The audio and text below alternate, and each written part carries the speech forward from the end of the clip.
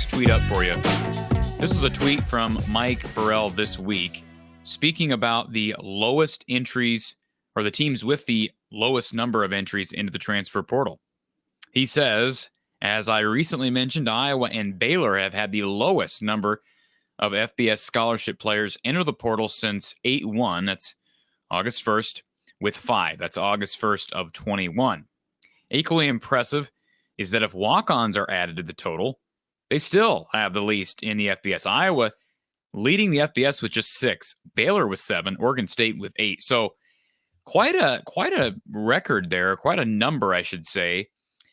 Certainly, it would lend itself to tell you that there's some sustainability, some culture strength within this program, regardless of what happened in 2020.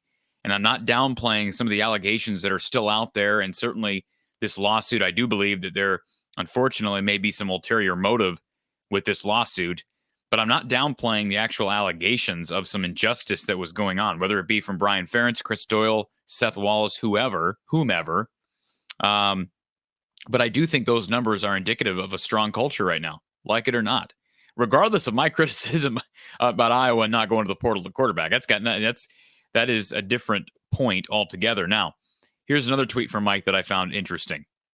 He says, dug into the previous 2 years of stats for Iowa and Baylor to see if this year's numbers are a trend or abnormality.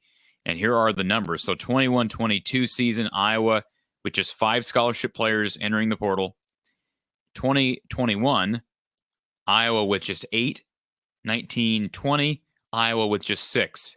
Keep in mind, that was before the allegations came out in the summer of 2020. Just 6 players entering the portal from Iowa. Now, we know we'd have to compare that to the sum of the parts, right? We'd have to compare that to the sample size because the sample has changed, right? The logistics of college football and transfer portal have changed over the last year, over the last couple of years. But the point is, Iowa has not had a mass exodus of players at any point over the last 3 years. You see the numbers from Iowa and Baylor, 19 players over the course of those 3 periods from 19 to 22, 2019 to 2022. Iowa and Baylor each with just 19 transfer portal entries. And look at Maryland.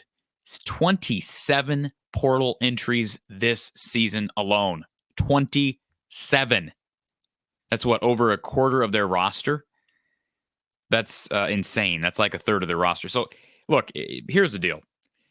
Kirk Ferentz deserves credit for this because I can't speak to what happened behind closed doors, what continues to happen. All we really have to go off of is what the players say now and what these numbers say. And the numbers tell us that players are not itching to leave.